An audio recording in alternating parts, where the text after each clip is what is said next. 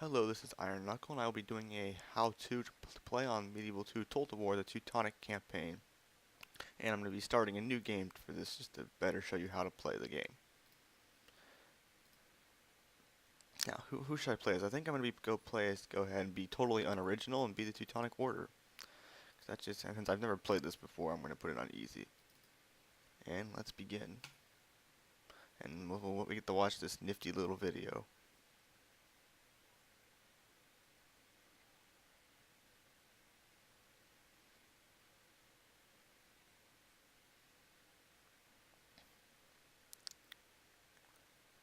The Teutonic Order was one of those religious military orders that began with the Crusades, but they're more well known for their Eastern European campaigns, as we're going to see here, mostly of helping convert Eastern European to Christianity but the 13th, 14th, and 15th centuries.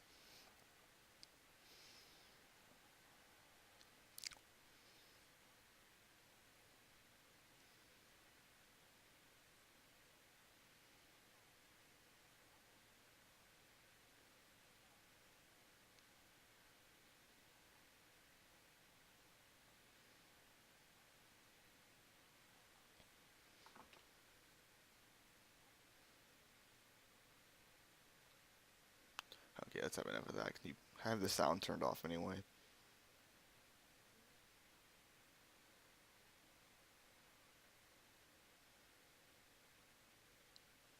Now let's see what we start with here. There's our map, and hence, when you have a priest or cardinal selected, you can also tell which percentage of the region is your religion. When my religion is Catholicism, so this is showing me the percentage of the region is Catholic. And here's a 5% pagan region, so let's send my priest over there. Now, what else? What's my starting general like? Capital Marienburg. Let's see what I can build here. All sorts of good stuff here. And let's get some. I need to beef up my army in the field. Let's get some order spearmen. Buildings. Let's go with a. Yeah, let's get a library. I need to make a diplomat and establish contacts with the Holy Roman Empire, who's my natural ally to the west. Let's trade tar. Merchants will be able to trade certain trade resources which you might not be able to see on the map because of the graphics, but I can see them, and I'm just trading tar right now for 127 florins a turn.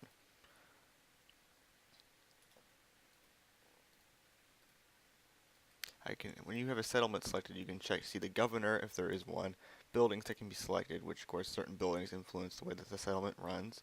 You have recruitment, which shows what kind of units you can buy, including you have religious units and military units, and then you have your tax rate, which affects how much money you earn per turn. But the higher the taxes, the lower the population increases, and the higher the unhappiness. And this have a city selected. There are two types of settlements. You have cities and you have your castles.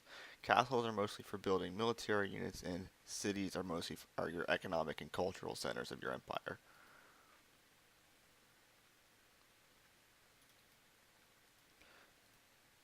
Let's just finish this out and get some basic level buildings built.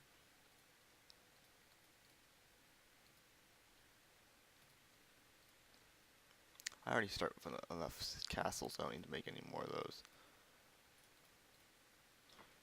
First, let's put these units, because units are very expensive to maintain, so let's put these guys to the test right away.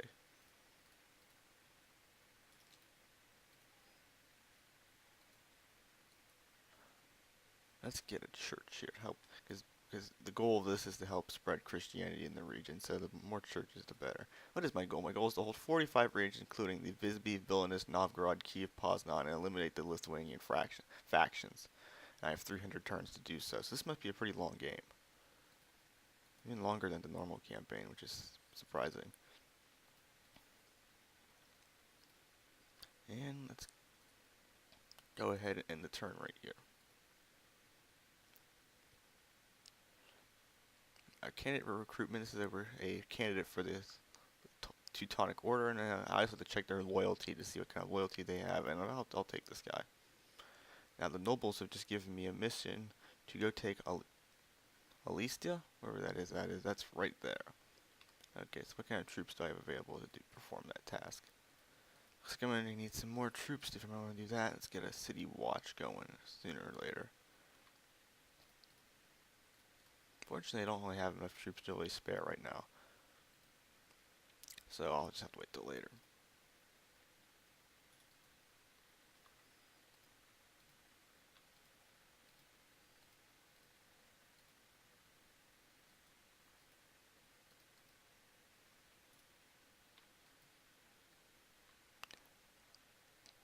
Later I'll show you how a proper battle is fought. When we're going to do a smaller battle, the battle of, what does that even say, Bialystok? Somewhere in modern day Ukraine. If anyone's Ukrainian, maybe they can help me out with the pronunciation of that. Okay, so we have a fresh governor here. So my Hochmeister can reign there, or my Grand Master of the Order. And I'm going to send you to Königsberg to help lead an army. It's way too many pikemen. Pikemen are only really good for open field defensive, especially against cavalry. Ah, pagan minister. One way to deal with that is an assassin, which I don't have any of those right now. That little problem must be taken care of. I need to buy assassin, I need to buy a brothel, which I don't have available yet either.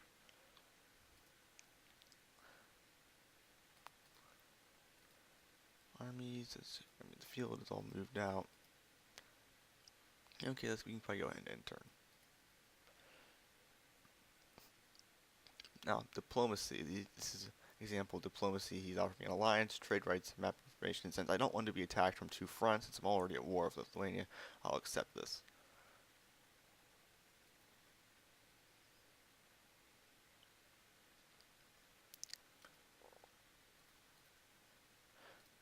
Now, moving my general Dietrich von Schwarzburg into Bialystok to put to siege. But because it's a village, it only doesn't have a defense. It can only last for 2 turns. So instead of doing a direct head-on assault, I'll lure them out. I'll wait. By maintaining the siege, and wait to starve him out.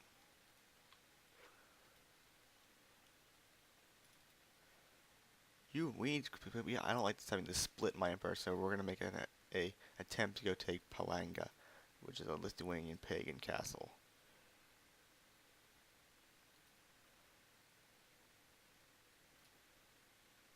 Oh, see, now after 2 turns, the population will either rally out against you or just simply surrender. In this case, they have simply surrendered, which is nice. Now I don't lose any troops in combat. Oh, that's good news. Unfortunately, it means I don't have to get this Tokyo battle though. Looks like I'll have to go take my troops elsewhere if I'm gonna go see that. Or unfortunately, it's just a village. There's really not much I can do with it. Let's go link up with Königsberg to see what my next move's gonna be.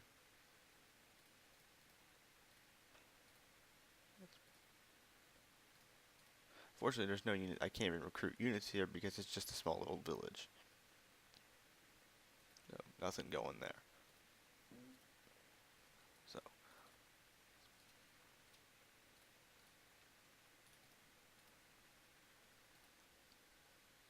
now that we have siege, I can select which buildings to build. I see I can build a ram, ladders, and a siege tower.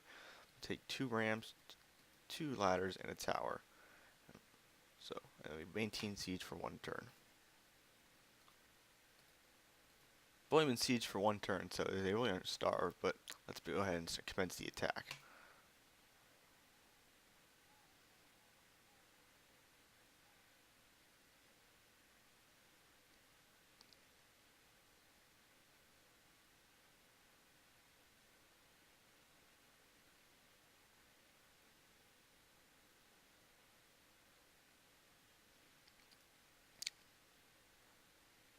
Deployment phrase, I can move my troops around like chess pieces and make sure they're all in position of where I want them to begin this siege. Let's put the ladders over here with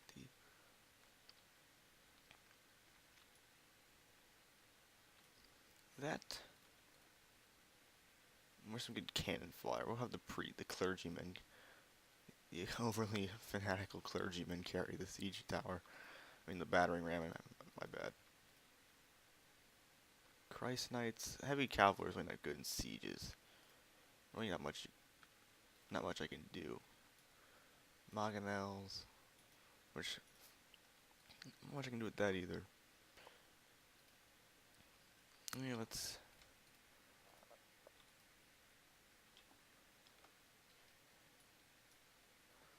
have those guys be buried in the wings to reinforce the ladders, and I think we're ready to go.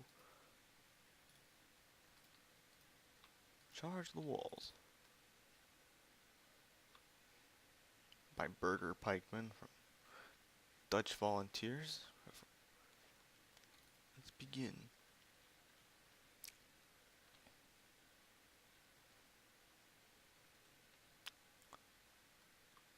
Taking a castle is always hard. You deal with the turrets and you have the men on the parapets waiting for you to constantly.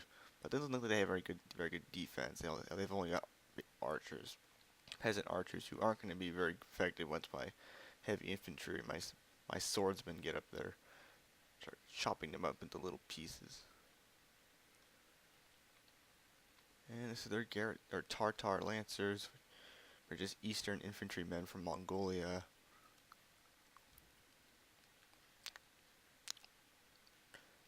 And just Tartar lancers.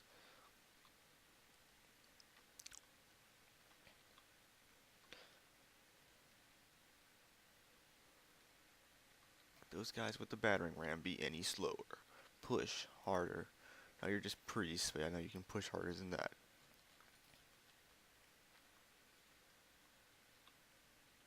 Into the breach, let's go. Up we get. Come on. Let's go, let's go. Push the ram.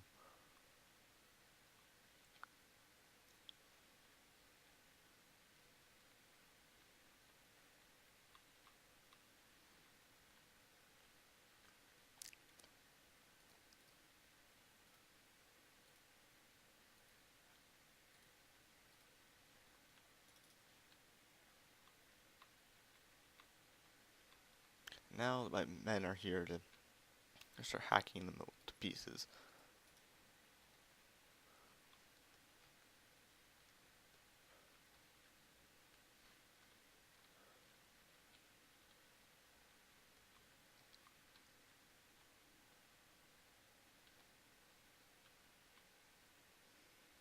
Finish him. Actually, peasant archers don't hold up very well in close combat with swordsmen, as they simply are now slaughtered. And now you will probably see once their flag comes. Come on. You're gonna see their division's banner is gonna be flashing white, which means they are routed and they are broken. And they're gonna be retreating either out of the map or back to the town square. Usually this is caused by being outflanked, outnumbered, suffered heavy losses, or a shock attack, such as like a heavy cavalry charge or something of that nature.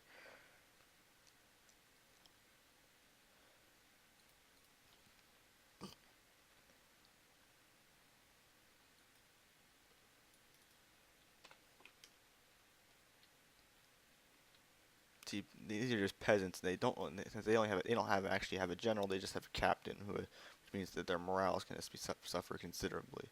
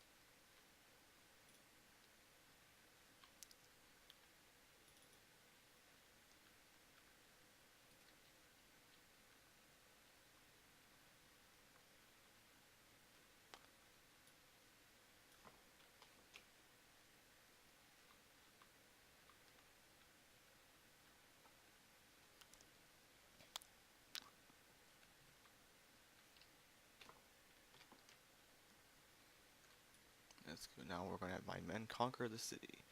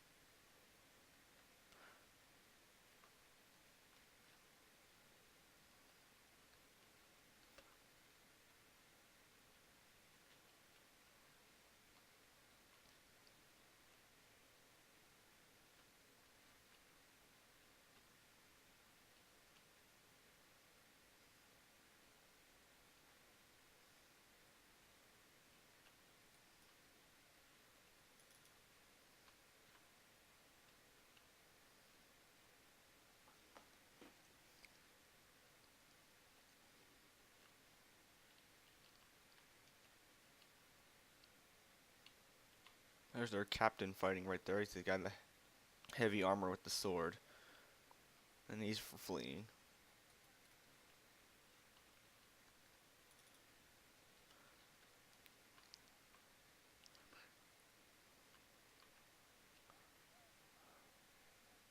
Now that he's died, he'll break the morale of the enemy soldiers and make them much less eager to fight.